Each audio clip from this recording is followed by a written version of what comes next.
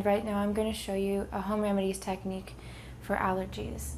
Often when you have allergies in your own home, it's either because you own a dog, a cat, or there are things that have been unkept where dust is collected. So it's very important that you vacuum and you mop regularly, but on top of it in your kitchen that you scrub in little places.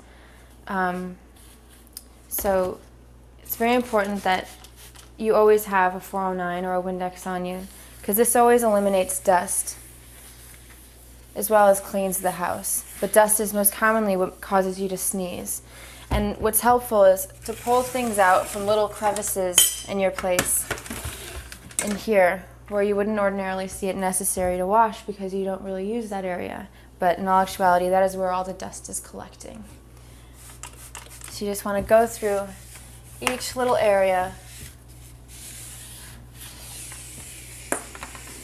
to eliminate the dust. It's almost like a spring cleaning.